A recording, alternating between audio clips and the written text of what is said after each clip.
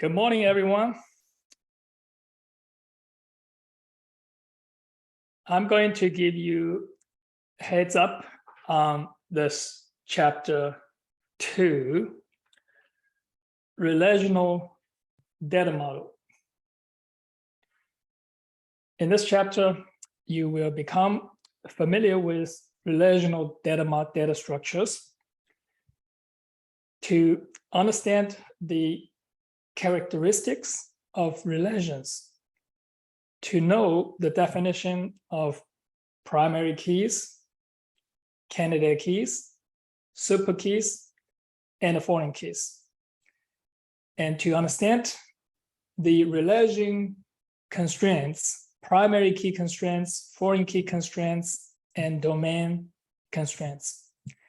And you'll also be able to write simple queries using relational algebra and relational calculus. And relational algebra and relational calculus, and those are theoretical languages for database systems. We don't use it in any commercial database systems, but these are things are really good and to know, and they are the predecessor of the SQL language. All right, so let's look at relational data structures.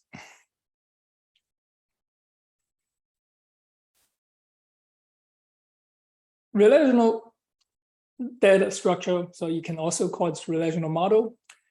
It has 3 key components: structure, integrity, and language. Structure defines the representation of data.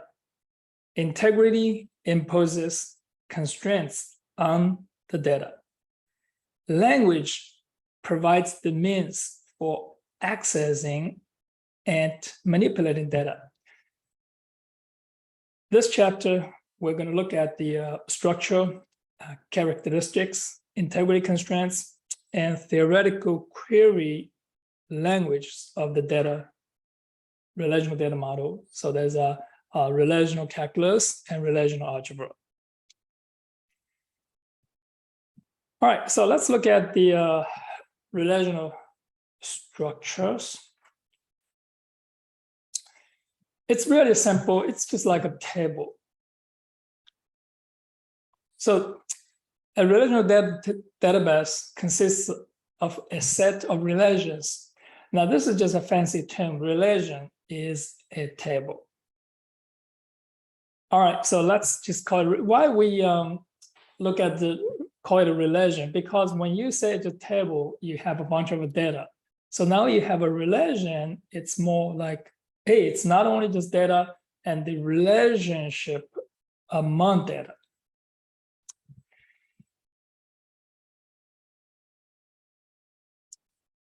A relation has 2 things in one: a schema and an instance of the schema.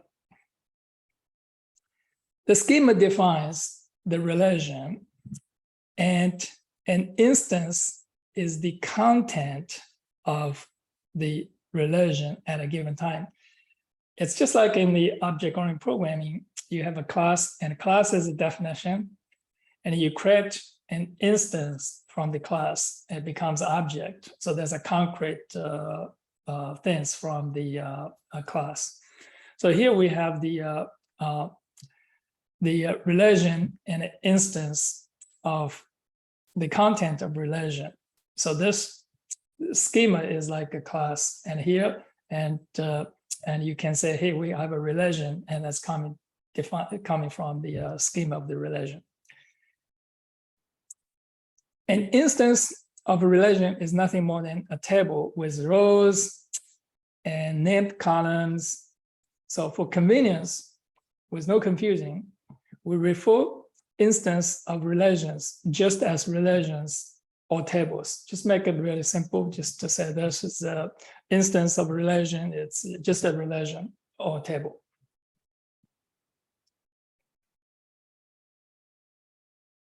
All right, so here, and this is the table here. it's also called a relation. And so there are relationship among the data in the table. So this is one row, and for the the subject, and so this is the computer science, the subject ID and the start time, and the department and that houses the subject. And this is the course table. So we got the course ID and subject ID and course number and this title and number of credits. So this is the course title, Introduction to Java 1, and this is the number, and this is the subject ID, and this is just course ID. The number of credits is 4.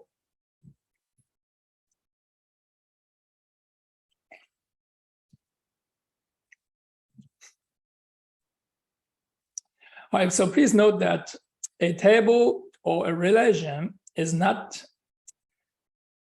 the same as a file. It's not just a file. So this is some distinguishing. It's not a file. Most of relational database systems store multiple tables actually in one file. And also note that all the tables used in the text, so we can post it on the website. So I'm going to give you that website, and you can download the tables. So you don't have to recreate all these tables yourself.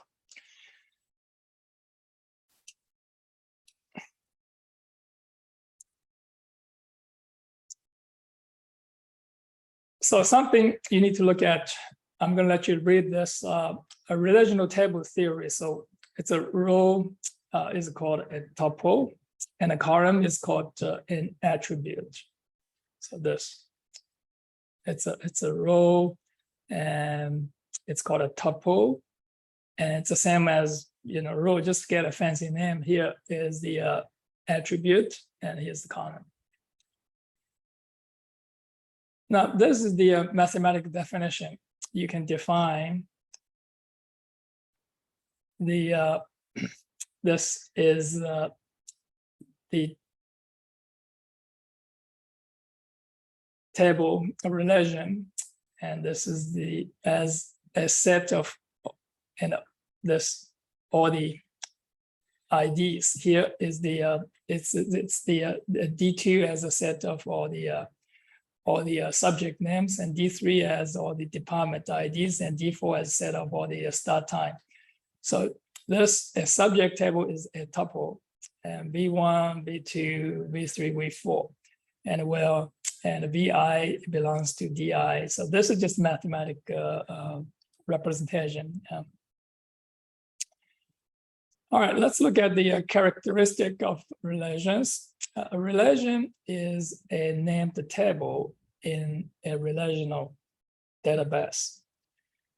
In the table, each column has a unique name, and its domain is defined by an appropriate data type, such as number, string, and date.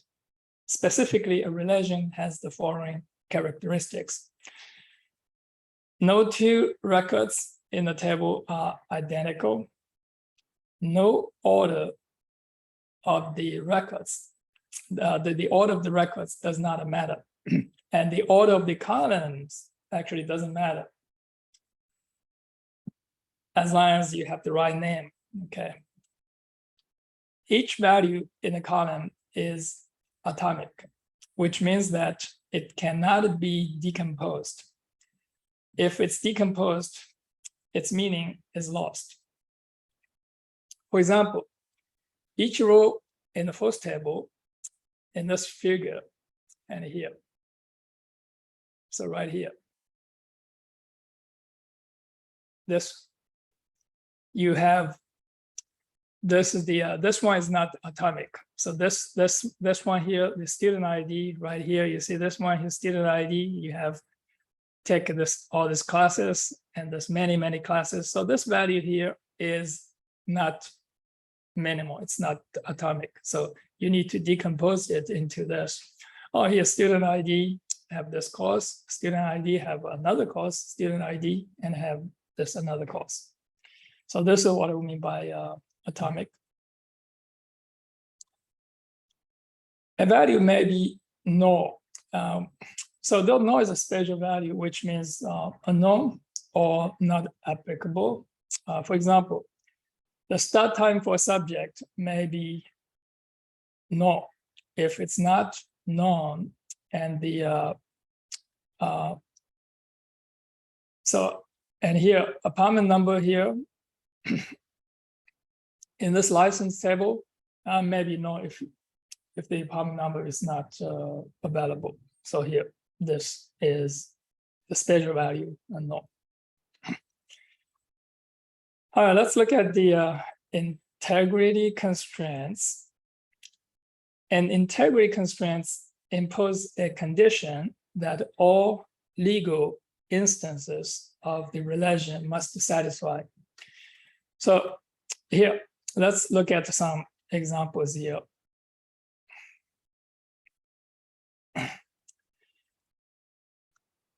So we have this table, his subject table. We may have this rule here. Each rule must have a value for the subject ID, and the value must be unique. So that is a rule. It's an integrated rule. So it's unique on the subject ID.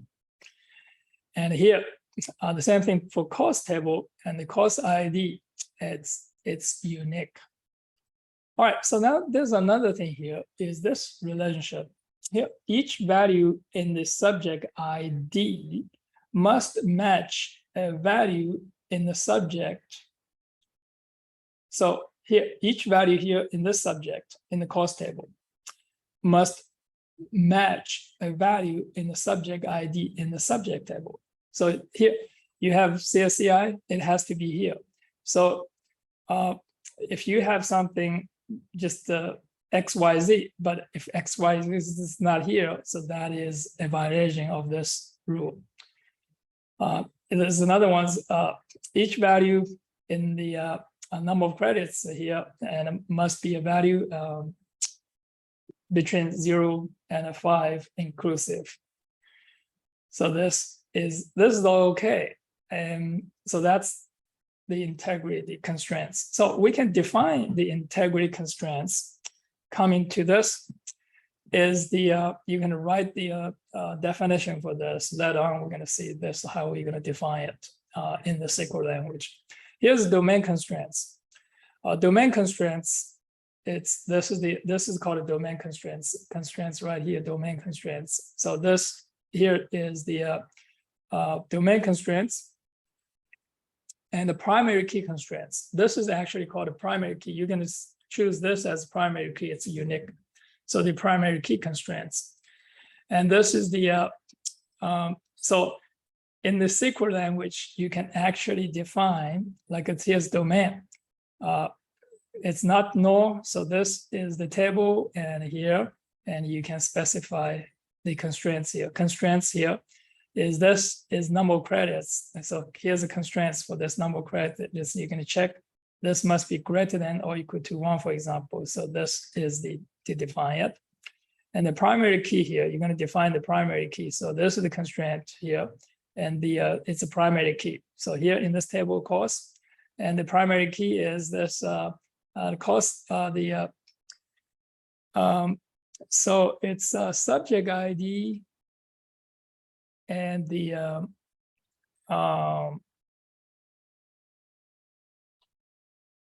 so I think this is going to be incorrect here. For this cost is subject ID. Okay, yes, right. So you can define multiple things. I'm going to define this is the primary key. Together, combine this subject ID and the number together as the primary key. Okay. All right, so this is the primary key right here. You can define this primary key right here. So that means this is unique here. Combine this together, CSCI 1301. There's not another CSCI 1301 in the cost table. All right, here's the foreign key constraints. Foreign key constraints is this. you have this two tables, and these two tables are related through foreign key constraints. In a relational schema, relational database, data are related. Tuples in a relation are related, and tuples in different relations are related through their common attributes. So here, you look at this table right here, this one here, and this two tables are related through the subject ID. So we're going to define a foreign key right here. So we're going to define this is foreign key right here is this. So you can define a foreign key. Okay. You can write something like here, the foreign key in the cost table. And here is the foreign key, the subject ID references subject, this subject ID in subject table means if you have this subject ID in the cost table, it must also appear in the subject table. So here's enforcing integrity constraints. You define it using SQL language and you put it into database system. So whenever you perform some operations on your database system, and the constraints will be triggered and to just verify and if this still satisfy the constraints. If not, then you're going to receive an error message.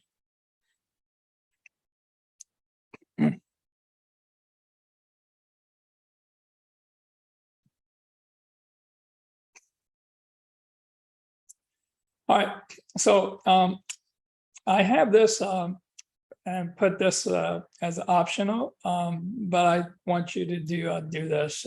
Just get a simple basic understanding of this query languages, the theoretical query languages. So this are the relational algebra and relational calculus. So this is actually good and for helping you learn the SQL language. So please read this section.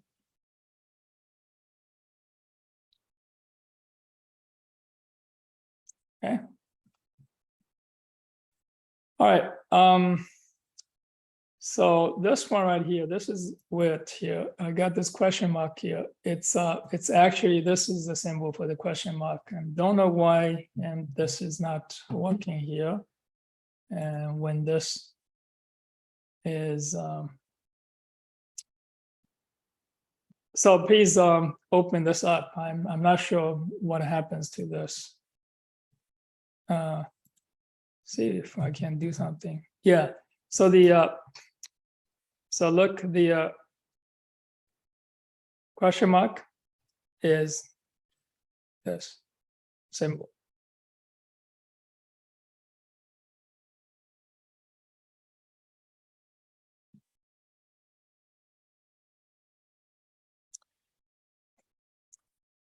All right. Now, when I write this, I have all these questions in my mind. You need to go back to review all the questions and read it and go back using these questions and go back to my writing. So what are the characteristics of a relation? You can find the answer from my writing. What are super keys, candidate keys, and the primary keys? How do you create a table with a primary key? So you're going to using this in the SQL language, you can specify the primary key cross. What is a foreign key? How do you create a table with a foreign key using the foreign key constraint? Can a relation have more than one primary key or foreign key? You can only have one primary key, but you can have multiple foreign keys.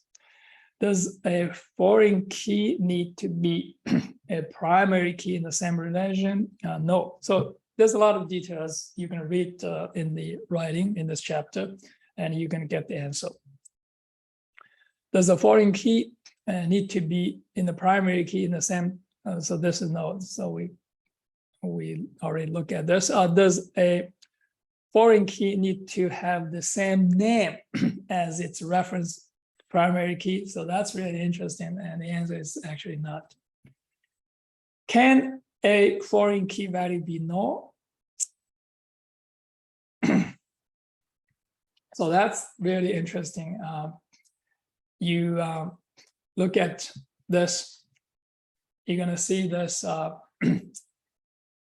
It really, so I'm going to actually go back to my writing and so see if I have this here. Can a foreign key value be null? A primary key value cannot be null. Actually, the foreign key value can be null. As I think in the MySQL language, you can do that. So let's just look at this. I think it can. So here, you can see that from this. Please read it, this section right here. So here is a non-null value on foreign key in this relation R must match a primary key. So this is okay if it's null value in the table with a foreign key, so that should be fine as long as if you go, if it's null, it's fine. If it's not null, it has to match the referenced relation.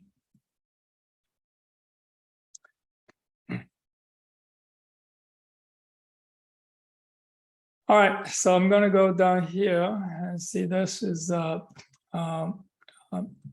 what are the operators on relations? So look at the relation algebra and all the operators. Suppose relation R has m tuples and relation S has n tuples, and answer the following questions. And so how many tuples this? Okay, this right here. All right. Okay, so if you have any questions on all this and review questions or the exercises, so please feel free to email me. Let me know, I can help you. Write the following queries, using relational algebra, really simple ones. Just want you to get the sense how this works. Real simple ones with calculus, respectively. The queries and using this table, subject cost table in this figure 2.1.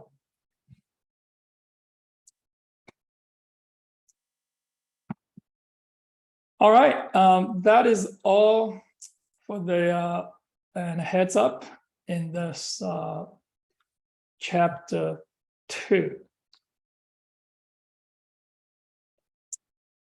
All right, and thank you for listening, and goodbye.